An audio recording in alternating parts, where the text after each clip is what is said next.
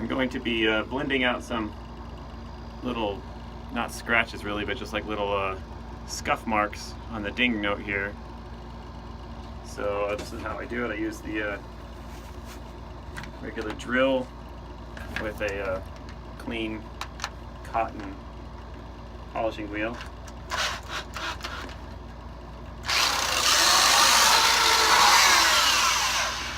Before I get started, basically what I do is I take the polishing wheel and I go back and forth over the blemish, and then I go crisscross against the blemish, and then I kind of go back this way, and sometimes I'll even go opposite.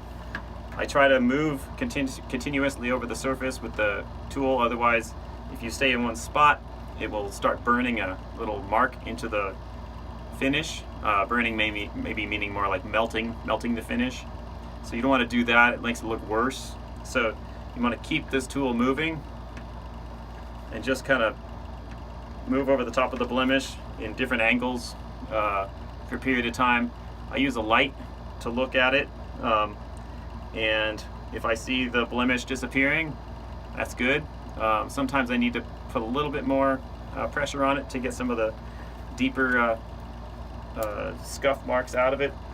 Scratch marks aren't really something you can take out, but you can, if there's a scratch, you can kind of buff on the scratch and it'll make it less obvious that it's a scratch there. It kind of just blends it out a little bit, but not completely. So this is how I do it with these little scuff marks. These scuff marks basically occurred when I used my hammer to give it final tuning, and so I just take out these scuff marks, scuffing hammer marks, with the buffing tool.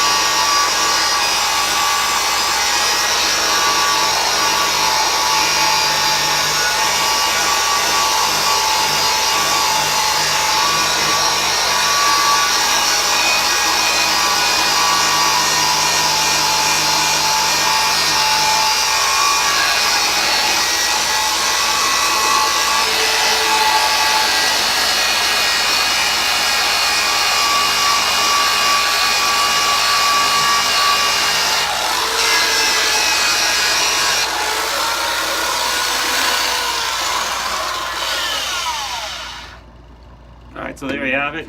It looks a lot better now than it did. You can't really see it in the video. But you do have to be careful with this buffing wheel though, because it creates heat. And so the heat's going to warm up the steel and makes the notes go out of tune. So typically after I work on any note, I will let it cool down and then I'll follow up to make sure that it's in tune again. So if you were to do this on your own, if there's a scratch on a note, just be aware that it might go out of tune. Typically it goes back into tune, but it's possible that it will drift out of tune and stay slightly out of tune, maybe not terribly, but just slightly. So it's probably best if you just, if you're doing this on your own, work in areas that are not note faces or not tone field areas. So just work between the notes and it'll probably give you better luck or fewer headaches. Another thing is just be careful that you're holding on to the tool. Sometimes if it's spinning this direction, it catches the edge. You can twist and you could scar the instrument with the drill. Or if you're getting too close to the dimple here, you might rotate against there with the plastic part and cause a deeper scratch which you can't undo. So be careful with this thing, but that's the way I take out the blemishes and the small little scuff marks before we put them up for sale. That's it.